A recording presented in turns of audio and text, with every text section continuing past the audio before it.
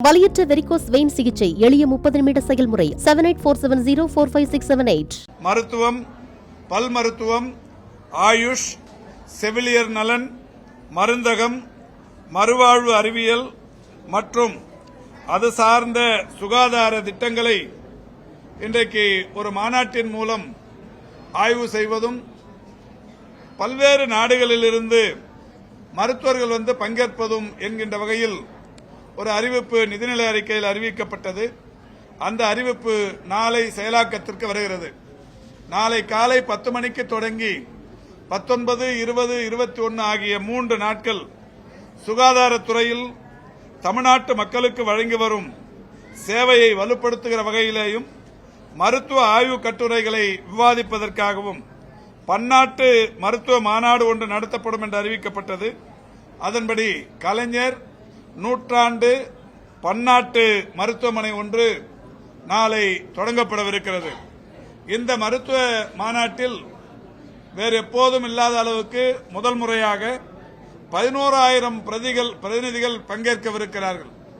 இந்த 3 நாட்களிலும் நடைபெறுகிற இந்த மாநாட்டில் 11,000 பிரதிநிதிகள் பங்கேற்கவிருக்கிறார்கள். டாக்டர் எம்ஜிஆர் மருத்துவ பல்கலைக்கழகத்தின் சார்பில் அதனுடைய துணைவேந்தர் அவர்கள் முன்னின்று மிக சிறப்பாக இந்த பணிகளை ஏற்பாடு செய்து நடத்தி கொண்டிருக்கிறார்கள்.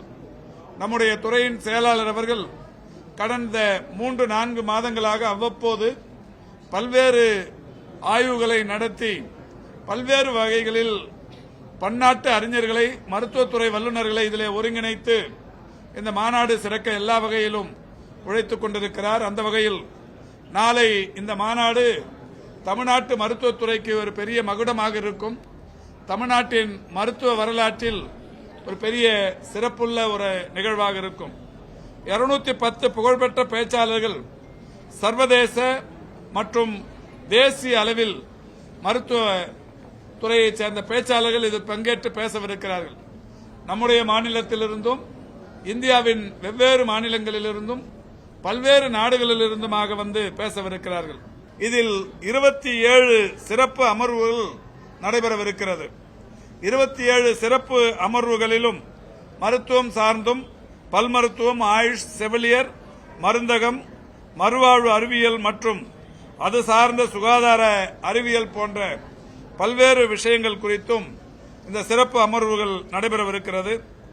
5 குழு விவாதங்களும் கூட நடைபெறவிருக்கிறது. சுமார் 50 இணை அமர்வுகள் அங்கே நடைபெறவிருக்கிறது. நம்முடைய நந்தனம் ட்ரேட் சென்டரில் இந்த மாநாடு நாளை காலை தொடங்கவிருக்கிறது.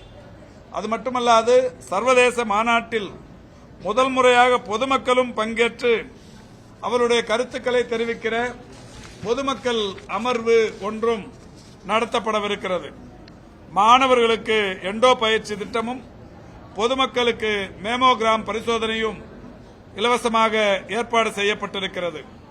இளங்கலை மற்றும் முதுகலை மாணவர்கள் மற்றும் ஆசிரியர்கள் பல்வேறு சிறப்புகளில் மருத்துவத்தின் எதிர்காலம் என்ற கருப்பொருளில் 600 அறிவியல் ஆராய்ச்சி சுருக்கங்களை தரவிருக்கிறார்கள்.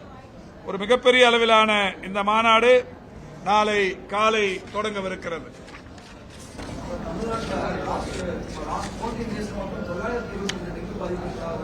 லாஸ்ட் 14 டேஸ் இல்லைங்க, ஒரு வருஷம் முழுக்க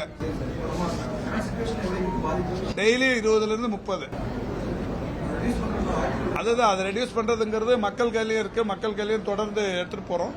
இது இந்த பாதிப்பு வந்து இது கொஞ்சம் அளவுல தண்ணி தேங்கி நின்னாலே வருது. இது இந்த ஏடிஸ்ங்கிற கொசு உருவாகிறதுக்கு அதுக்கு உள்ளாட்சி அமைப்புகள் எல்லா இடத்துலயும் விழிப்புணர்வு ஏற்படுத்துறாங்க. இது ஒரு பெரிய அளவுல பாதிப்பு இல்லை. வழக்கமா 20-30ங்கிறது ரெகுலரா இருக்கிற ஒண்ணுதான்.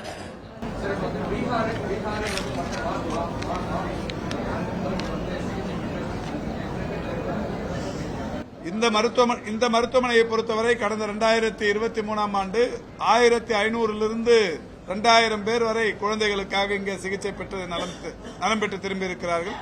ராஜீவ்காந்தி அரசு பொது மருத்துவமனையை பொறுத்தவரை 4032 பேர் ராஜீவ்காந்தி அரசு மருத்துவமனையில் வெவ்வேறு மாநிலங்களைச் சேர்ந்தவர்கள் வந்து மருத்துவ பயன் பெற்று சென்றிருக்கிறார்.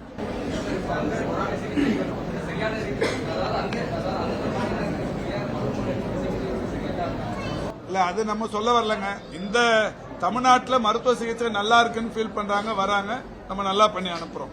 அவங்க மாநிலத்தில் எப்படி இருக்குன்னு நம்ம சொல்ல முடியாது. இங்க நல்லா இருக்குன்னு ஃபீல் பண்றாங்க, வராங்க, நல்லா பண்ணி அனுப்புறோம். செய்திகளை உடனுக்குடனும் துல்லியமாகவும் தெரிந்து கொள்ள சப்ஸ்கிரைப் பண்ணுங்க.